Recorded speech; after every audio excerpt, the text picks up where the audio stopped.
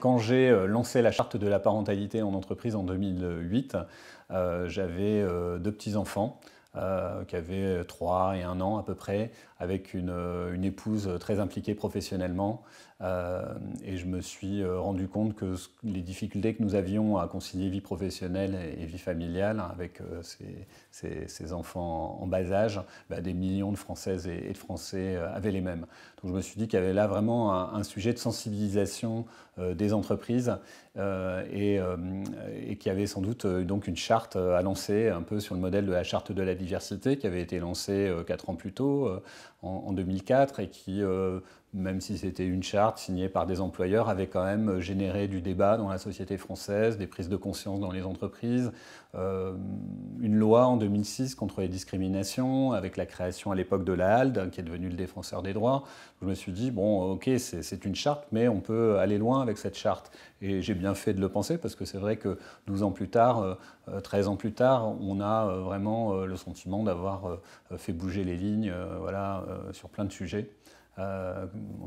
Liés à l'égalité femmes-hommes, à la paternité active, au télétravail, au droit à la déconnexion, etc.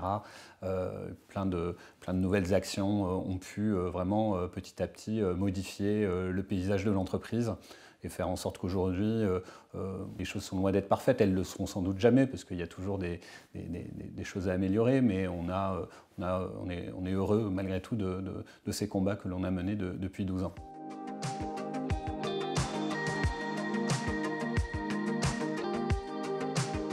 Après le lancement de la charte de la parentalité en entreprise, moi quand je l'avais lancé, mes enfants étaient petits, et ils ont grandi depuis 12-13 ans maintenant, vous imaginez, ce sont des grands adolescents. Donc aussi ce qui est important de signaler, c'est que finalement la parentalité, de plus en plus on l'a portée au-delà des parents de jeunes enfants, hein, et on s'est vraiment petit à petit investi, et les entreprises aussi, sur je dirais, toutes les tranches de parentalité, si vous voulez. On parle aujourd'hui de parentalité tout au long de la vie, de parentalité à 360 degrés.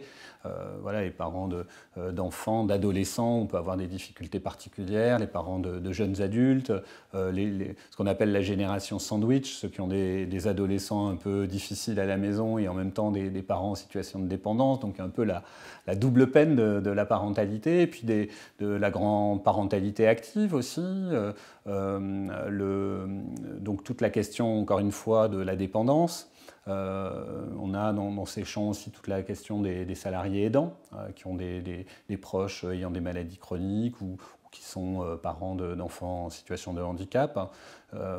Et puis de plus en plus, notamment en travaillant avec certains ministères, je pense à une mission récente avec Marlène Schiappa sur les familles monoparentales, on a pu aussi porter notre regard et chercher à mobiliser nos entreprises sur des situations encore une fois, de fragilité. Et puis, chemin faisant, on a élargi le champ de notre action, finalement, à l'ensemble des collaboratrices et des collaborateurs. Aussi dans une perspective d'inclusion, parce qu'il n'y a pas de raison aussi d'être discriminatoire vis-à-vis de tel ou tel public. Au fond, chacune et chacun a le droit qu'on prenne soin de lui. Donc c'est la question de la qualité de vie au travail globalement. Et c'est pour ça qu'aujourd'hui, l'Observatoire, qui s'appelait autrefois l'Observatoire de la parentalité en entreprise, a décidé de s'appeler l'Observatoire de la qualité de vie au travail.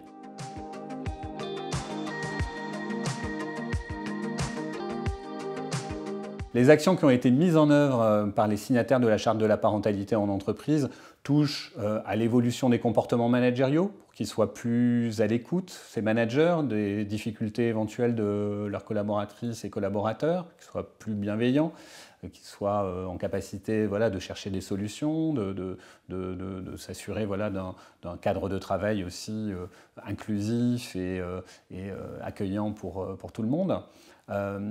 Des actions portant sur l'organisation du travail.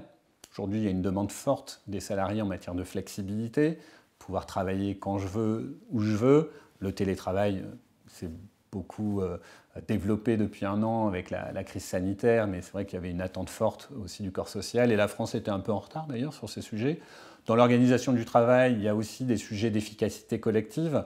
Je pense à l'efficacité des réunions. Il y a des sujets aussi, des actions de services, type les crèches d'entreprise qui se sont beaucoup développées.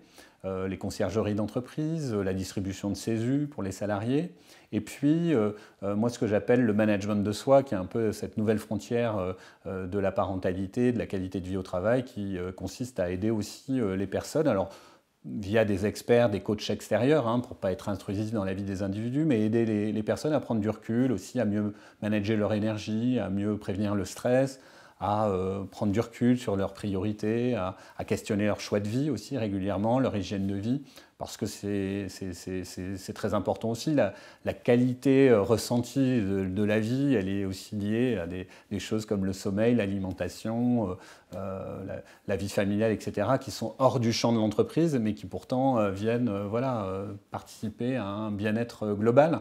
Et donc, si on veut travailler sur la qualité de vie des personnes, bien, il faut aussi peut-être leur apporter des ressources, des conseils sur des sujets sur lesquels ils n'ont pas forcément toujours une expertise.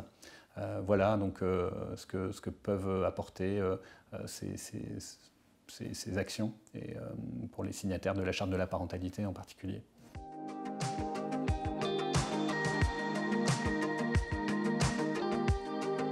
Alors pour les années à venir, bien, je vous aurais dit il y a quelques mois que je rêvais que le télétravail soit davantage généralisé, mais finalement on a un petit virus qui nous a amené des bouleversements beaucoup plus rapides que ce qu'on aurait pu espérer sur ce sujet-là. Et c'est vrai qu'aujourd'hui, vraiment le champ des possibles s'est ouvert énormément pour les personnes, et que voilà, on va certainement après revenir vers des modes d'organisation hybride avec sans doute un rééquilibrage entre le télétravail et le temps de présence réel, mais je pense fondamentalement que ça ouvre le chemin de choix beaucoup plus larges pour les personnes qui voudront peut-être même travailler en province, voilà, en télétravail, venir de temps en temps dans les grandes villes pour des réunions ou des rencontres avec leurs collègues. Dans ce qu'on peut attendre demain, c'est aussi, moi j'appelle de mes voeux la création d'un bilan personnel d'équilibre de vie, comme on a des bilans de compétences qui sont parfois financés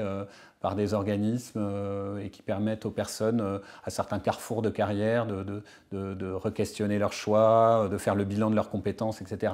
Mais là, de la même manière, je me dis que peut-être tous les 5-10 ans, ce serait bien que chaque actif puisse bénéficier d'un accompagnement avec un psy ou un coach, et avec une méthodologie robuste qui permette voilà, de conscientiser ses choix, d'avoir une photographie de la façon dont il structure un peu ses investissements professionnels, personnels, et qui puisse s'interroger sur est-ce que j'ai des manques, est-ce que je suis satisfait, est-ce que je me développe sur les sphères d'épanouissement qui correspondent vraiment à ce que je voulais faire, à mon projet, voilà, ou est-ce que je subis un peu ma vie, je pourrais réorienter un peu les choses comme ci, comme ça. Enfin voilà, ce genre de choses me semble important aussi peut-être à offrir finalement aux personnes.